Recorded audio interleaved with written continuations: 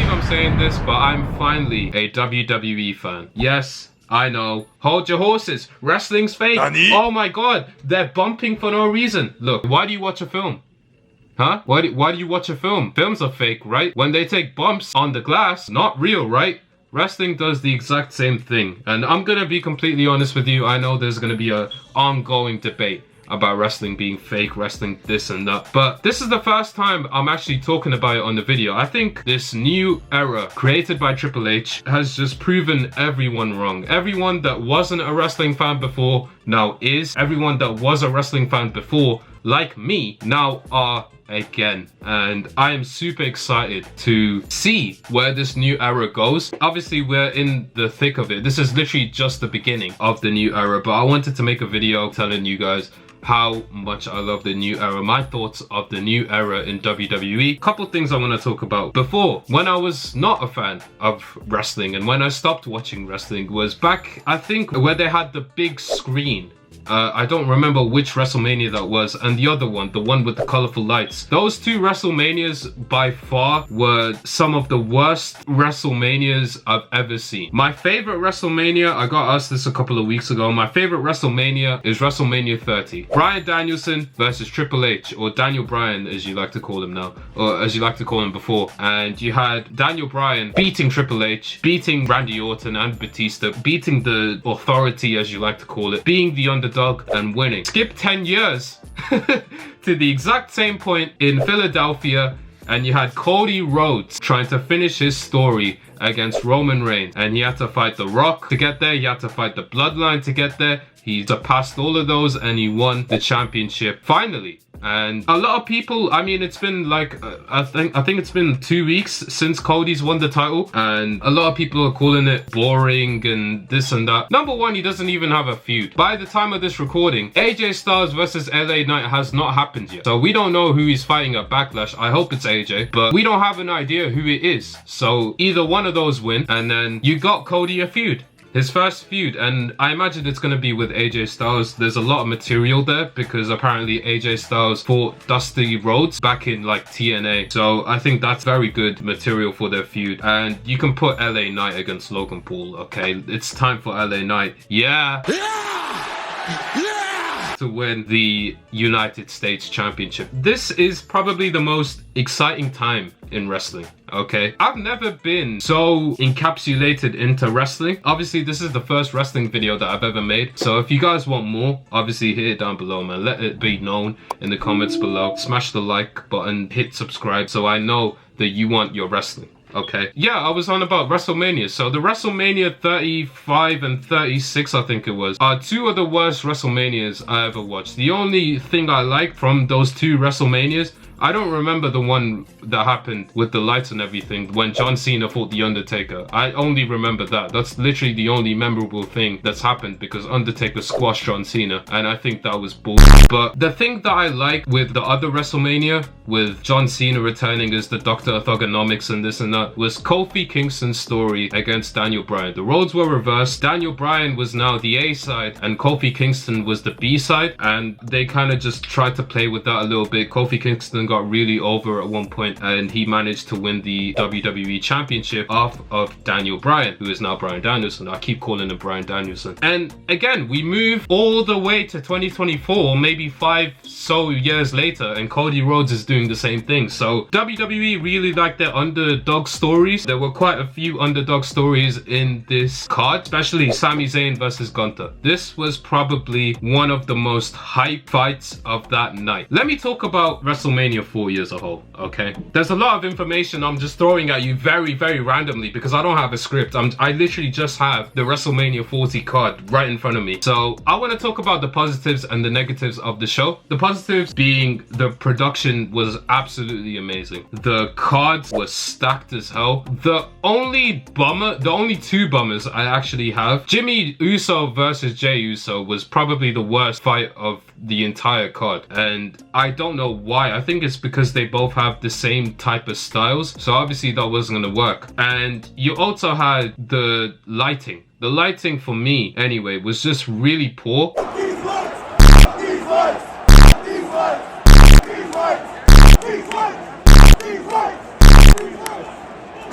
It wasn't focusing on the fans more, and it didn't really give that WrestleMania feel, if you know what I mean. Night 2 did a really good job at that. The crowd also did not help, and you had all the advertisements just really brighten in your face, especially for, I think, the tag team match in the main event of Night 1. That was outrageous. You could literally see the shine on The Rock's forehead from the advertisements, and it's just, I don't know. I get it. You know, you're trying to make money. You know, WWE, they're trying to do their thing. Do it in the center of the ring like Prime did. You know, do it as subtle as that. Don't do it all around, you know what I mean? So it's just one of those things that obviously you can't complain about. The only thing you can complain about is the matches, and the matches that I didn't like personally was literally only Jimmy Uso versus Jey Uso. That was literally the only match that I didn't enjoy, but we got a good outcome out of it. The SmackDown after WrestleMania, you had Tama Tonga debut. Oh my god, that was probably one of my most favorite moments. I've been watching Tama Tonga since way back when, since he had the face paint and the long hair and the beard. That's how long I've been watching Tama Tonga for, and I know Tama Tonga is a very, very talented wrestler, and I know that he's going to do extremely well in the bloodline, especially in that environment as well. Also, you got Jacob Fatu, who's also debuting in WWE very soon. I'm not gonna lie, I've never heard of Jacob Fatu until the rumors started spreading, and then I started watching a lot of Jacob Fatu clips. That guy can go, dude. He's a machine. I think him versus Roman Reigns would be absolutely amazing. Probably better than Solo Sikoa versus Roman Reigns. I think that would honestly be a really good matchup. As for WrestleMania itself, absolutely amazing card. You had Seth Rollins versus Drew McIntyre. Seth Rollins being the MVP of the entire WrestleMania, fighting twice in one night, and same with Cody and Roman. But Seth Rollins, man, Seth Rollins did an amazing job, especially in the main event, which I'll get to. Seth Rollins versus Drew McIntyre, first of all, amazing storytelling.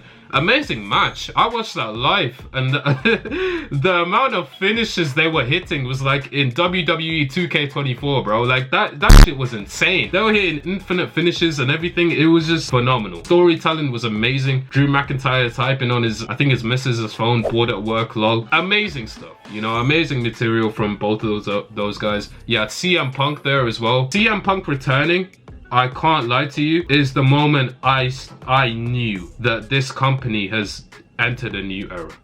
Okay? You don't get CM Punk in WWE if you don't have a new era in your company. And him being there, just, you know, being involved with the feud with Drew McIntyre and just being there in general. I'm a big CM Punk fan. CM Punk's like one of my favorite wrestlers since I was a kid growing up. And when he left in 2014-15, I think it was, man, it was the worst time for me. You know, I didn't expect it. Punk, I've been watching his every move, man. Ever since the Straight Edge Society days, ever since, you know, the Best in the World days, 2011, 2012, that was my childhood. CM Punk was my childhood. And the fact that he did stuff that kind of resembled that in this WrestleMania, that will always probably be my favorite matches and one of the most underrated matches of all time. Especially the fact that Damian Priest cashed in after, and a lot of people are saying, oh, Damian Priest shouldn't have cashed in, it was boring, he's gonna be a boring champion. I don't see Damian Priest holding the title for that long, but him having that moment, you gotta give it to the guy. The guy's been working for so long, you know, you gotta give it to the guy. The guy's amazing in the ring, out of the ring. The South of Heaven's chokeslam was deadly. Okay, let's talk about the main event. Seth Rollins and Cody Rhodes versus Roman Reigns and The Rock at night 1. Then you had Roman Reigns versus Cody Rhodes at night 2 Bloodline Rules. Obviously night 1, because it was Bloodline Rules, The Rock and Roman Reigns won, which meant that it was going to be Bloodline Rules on night 2 with Roman Reigns and Cody Rhodes. I think that was the best decision they could have made. The fact that it was 45 minutes long, 49 minutes long, it didn't really need to be that long. I'm gonna be completely real. I think most of it was just The Rock just smoldering at the fans. I'm gonna be real. But The Rock looked amazing. You know, it was like, I didn't expect The Rock to look that good. Like, dude, he was getting gassed. Let's not lie to ourselves. He was getting gassed when he was hitting Jinder Mahal. You know, we didn't expect The Rock to show up and give us like a 4-star match. You know what I'm saying? Yeah, I think there was this funny spot where The Rock was like hitting Seth Rollins in the balls, and then he just kind of stumbles over. Yeah, apart from that, man, The Rock is just amazing, has been absolutely amazing in this build. He is probably half the reason why I think this WrestleMania was actually one of the best WrestleManias of all time, just because of this build. This build has been absolutely insane. You had Roman Reigns, literally, who looked like the side character of this entire thing, you know? And it's unfortunate because you got Roman Reigns, you got a established champion. He's been a champion for 1,300 days. He kind of just looked like a side character compared to The Rock. And no disrespect to Roman or anything. I mean, being in that position, having 9 main events, WrestleManias, 9 times, you know, that in itself is insane. I don't think you could take anything away from Roman. Obviously, you had Cody Rhodes, the guy who's finishing the story, the man himself. Night 2 was just miles ahead of night 1. You know, you had Io Sky versus Bayley. I thought this match was going to be very slow paced. Amazing match. I thought it definitely did better than I did expect. Obviously, you had Bayley with the win, and this is what I'm talking about, underdogs as well. Another underdog story was told in this match. Logan Paul versus Randy Orton versus Kevin Owens. Amazing triple threat match. I'm a big fan of triple threat matches, you know. Amazing triple threat match. Oh yeah, no, wait, hold on. You had Speed show up at, at the Logan Paul fight. Yeah, I think that was pretty cool as well. I'm a big fan of Speed. He took that RKO pretty well. You had LA Knight versus AJ Styles as well. I said I wasn't going to run down every match, but I am. I'm sorry. LA Knight versus AJ Styles, another amazing match to set up the new era. Obviously, LA Knight won, which I'm not mad about. And I think, yeah, the ladder match as well, which was really fun. Awesome Truth won. And then you had, who else? Who won the SmackDown titles? I think Austin Theory and the other, Grayson Waller. Those two are great as well. You know what? Screw it. Let's get to the night 2 main event. Cody Rhodes versus Roman Reigns. Amazing main event. I think it was probably one of the best things that I watched in wrestling. I mean, the last 5 minutes of that fight was just absolutely amazing. The ending was great. You had Solo Sikoa barking orders at Roman Reigns, which is kind of foreshadowing what's going to happen with Roman Reigns later on. Oh my god. You got John Cena coming back to fight Solo Sikoa. Obviously, he has history with Solo. You had the Shield music play. For a millisecond, I thought Jon Moxley or Dean Ambrose was going to come out, but he didn't. Instead, you had Seth Rollins come in, and then he just got KO'd immediately. And then you had The Undertaker come out. And oh my god, if Stone Cold came out, it would have been absolutely amazing, but apparently they had some disagreement with pay. I'm not too sure about that one. The Undertaker coming out is a million, like, just way better. Hearing the bong at WrestleMania just feels right, especially for the 40th WrestleMania. Having The Undertaker chokeslam The Rock, run out of the arena, literally. Yeah, amazing moment. And obviously you had the chair spot. I think this was done absolutely beautifully. You had Seth Rollins standing in one side, you had Cody Rhodes standing on another side, and you had Roman Reigns with a chair. Who does he choose? Does he choose his opponent? Does he choose the guy that he can easily beat and win the match with? Or does he choose his former brother in Shield uniform and all? And Roman Reigns hits plan B. He hits Seth Rollins with the chair. I think it's done absolutely beautifully. I love that they acknowledged this on SmackDown as well. Roman Reigns hit Seth Rollins with the chair. If you don't remember, over 10 years ago, Seth Rollins hit Roman Reigns with the chair. And Seth Rollins managed to fall exactly the same way Roman Reigns did. And a fun fact about Roman Reigns is Roman had a perfect reign. Roman had a very dominant reign, 1,300 days as champion. The one blemish is Royal Rumble when he lost to Seth Rollins by disqualification. That's the only blemish, and I love the fact that they brought that back. I love the fact that they didn't forget about that, because I thought they did, honestly. I thought they forgot about everything they did with Seth Rollins. And the fact that Seth Rollins just showed out, man. Absolutely amazing. Another level of respect was gained for Seth Rollins. I can't wait till he's back, I'm gonna be honest. I didn't really like Seth Rollins' world title reign. Looking back at it now, I see why this title reign is very underrated. It's crazy, you know? I never thought myself I'd be a Seth Rollins fan. Anyway, big up Seth Rollins. Cody Rhodes beats Roman Reigns after that chair shot. You know, takes advantage of the situation. If Roman did hit Cody, I think Cody would have definitely lost. But Roman Reigns followed his selfish mind and hit Seth Rollins with the chair. So poetic, man. So poetic. A lot of stories told with this match. Cody Rhodes beats Roman Reigns, finishes the story, hands the title over to his mom. John Cena comes out, CM Punk comes out, Randy Orton comes out, LA Knight comes out, a few other people come out as well, and it's just a good feel, you know. Triple H and Cody Rhodes shake hands as well. You know, it's just amazing. And to all the people that are saying Cody Rhodes' title reign is going to be boring, I do not believe so. I think Cody Rhodes' reign is just beginning, and it is just beginning, okay? You're gonna have The Rock come back at some point. You're gonna have Roman Reigns come back at some point. You're maybe gonna have Seth Rollins come back at some point. You can do the Randy Orton feud while they're gone.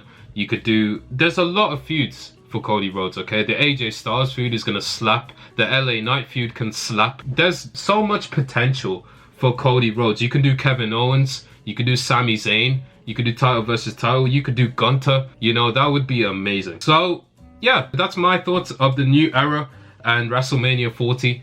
I think WrestleMania 40 is probably my favorite Mania now. Only nostalgia is preventing me from saying that. I just need a few more years to comprehend what happened.